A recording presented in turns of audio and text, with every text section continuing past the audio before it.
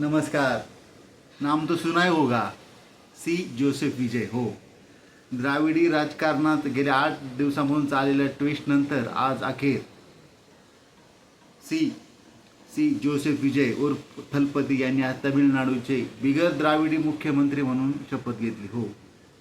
गेल्या 8 दिवसांपासून चालत असलेला सस्पेन्स आज संपला आणि विजयच्या TVK पार्टीला 5 इतर पक्षांनी साथ दिली आणि त्यांचा तो बहुमताचा आकडा आहे 118 पूर्ण केला आणि सी जोसेफ विजय उर्फ थलपती यांनी तमिळनाडूचे मुख्यमंत्री म्हणून शपथ घेतली। त्यांनी जवळपास 65हून अधिक सिनेमात काम केले आहे, लोकांचे मनोरंजन केले आहे आणि त्या सगळ्या चित्रपटांमधून तामिळी जनतेच्या असलेल्या समस्या काही चित्रपटातून दाखवल्या आणि त्यांनी त्यांची ही स्टोरी साऊथ सिनेमाला साजेशी अशीच आहे, reel CM to real CM। हो, विजय यांचे जवळपास 85,000 फॅन क्लब्स आहे। या फॅन क्लबच्या माध्यमातून त्यांची ओळख पूर्ण राज्यात फ्रॉम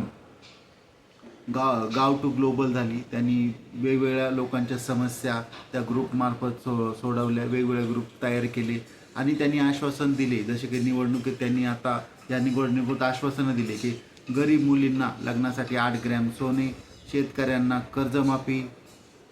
त्यानंतर बेरोजगारांना भत्ता,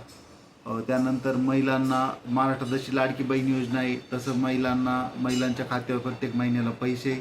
आणि त्यांची तामिळनाडूची अस्मिता, हे सगळे विषय त्यांनी असं एखाद्या चित्रपटाला साजेसे असं आश्वासनं दिले आणि असं मस्त पॅकिंग सगळ्या मतदारांपुढे सादर केलं आणि मतदारांनाही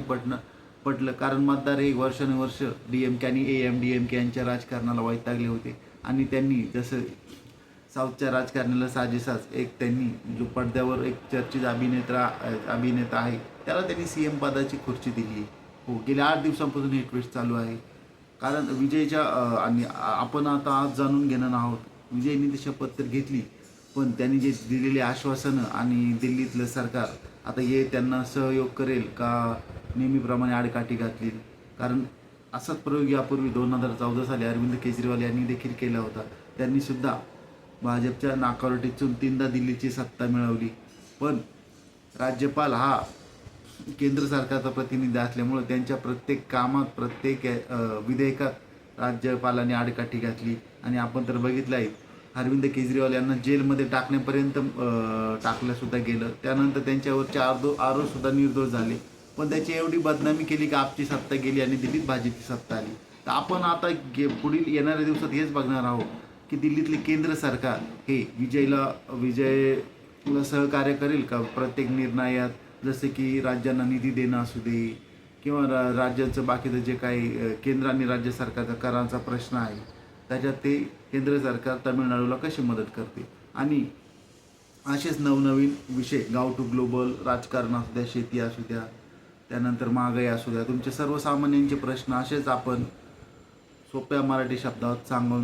सांगू आणि तुम्हाला व्हिडिओ आवडला असल्यास आपलं चॅनल गाव टू ग्लोबल हे सबस्क्राईब करा, शेअर करा, कमेंट करा आणि तुमचं मत काय हे कळवा। धन्यवाद।